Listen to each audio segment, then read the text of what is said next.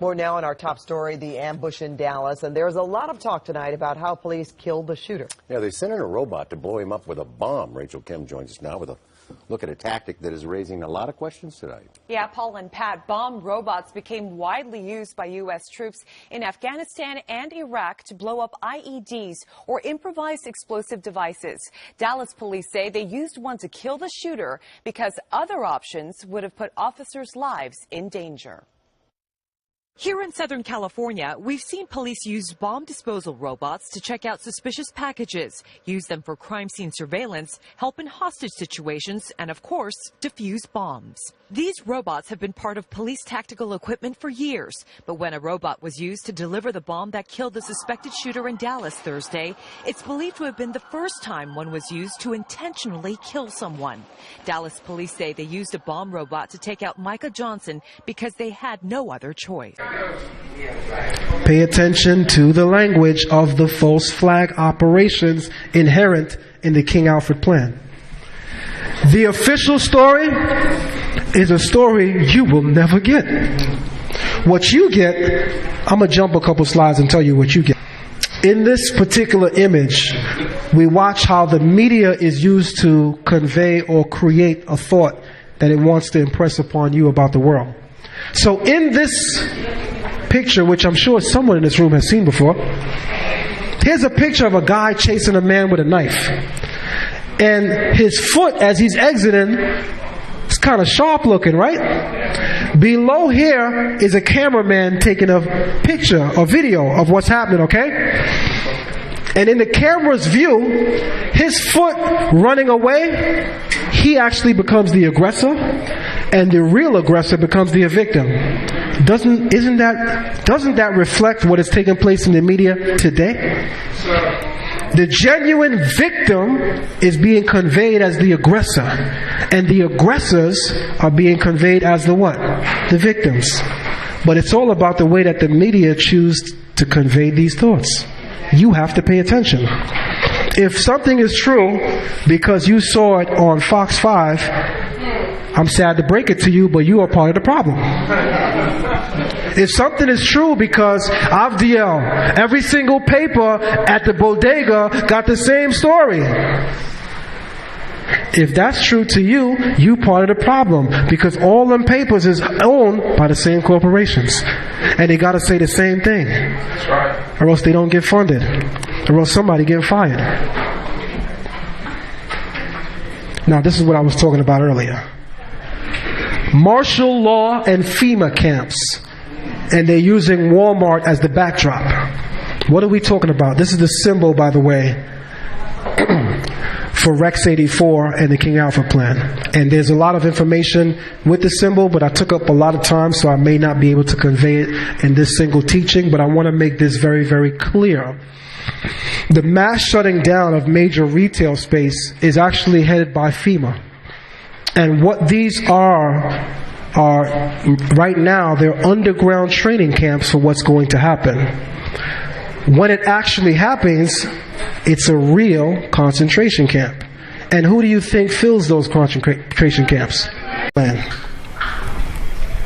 Jade Helm in Hebrew, as I just told you, is translated as Yarek Haga, which means to remove armor, to disarm you. The term Jade Helm, as conveyed in the King Alfred Plan, is an act geared at disarming the people. And when we take the term Jade Helm in English and translate it in Hebrew, ironically, it tells you the same thing: to remove the armor or to disarm you. It has a numerical equivalence in Hebrew of 373. When you add, just as we saw, all the letters in the word Jade Helm as it expressed in Hebrew, it has a numerical equivalency of 373. In the book of Exodus chapter 110, we are told that Pharaoh decided to exterminate all the Hebrew boys in search of baby Moses. He justified the extermination of infant babies by saying, lest they multiply and join our enemies in war. The phrase in Hebrew, lest they multiply and join our enemies, is ironically numerically equivalent to 373. jade helm. We are taught esoterically that two words or phrases in the Hebrew language that share the same numerical equivalence are conveying an identical idea. Pay attention. The same numerical equivalence of jade helm in Hebrew. Also, the phrase, when there shall be any war, lest they join our enemies and goes against us, has a numerical equivalence of 1290. Let me say that again. Also, the phrase in Hebrew, when there shall be any war, lest they join our enemies and go against us, has a numerical equivalency of 1290. Ironically, that's the numerical equivalence of when you translate the King Alfred Plan in Hebrew. Taknit Alfred Hamelech translates to 1290, which in the Hebrew phrase is equivalent to lest they join our enemies and go against us. You see, the acts that are in place in this country is designed to kill you and exterminate you. You must understand that the foundation of white supremacy is based on the idea of your ability to genetically annihilate them. And you don't have to point a gun to do it. All you have to do is reproduce. The Pharaoh says, lest they multiply. All you have to do is reproduce and they are genetically annihilated. Let me say it again. All you have to do is reproduce and they are genetically annihilated. Who's familiar with Frances Cress Welsing, the author of the ISIS Papers? Doesn't she say it much better than me? White supremacy is based on what? What's the premise? They understand that you spell out what? The annihilation of who? Them. By that definition, there will never be an end to what they want to do to you, because they understand genetically you spell their death. Period. It's just that simple. When you understand that white supremacy is based on the idea that they understand scientifically that melanin will wipe them off the face of the earth, then you must understand that they will be unrelentless in stalking your death. If you don't realize that, guess what you are? Part of the problem. Rex 84. Rex 84 in Hebrew, the phrase, you shall be driven mad by the sight which your eyes see, is also numerical equivalent in Hebrew to 1290, which is Taknit Alfred Hamelech, the King Alfred Plan. All of this is in the Torah, people. The King Alfred Plan came about in the mid-60s. Moshe wrote this, what? 3,500 years ago? But it's just the Bible, right? And I'm going to drop the mic literally with this one.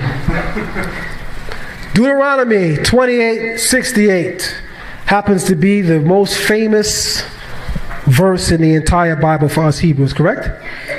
What about Deuteronomy 28:49, where it says, the phrase that you shall go into captivity to, start the quote here, a people whose language you will not understand, which is lo tishma le shano, is numerically equivalent in Hebrew to 1227.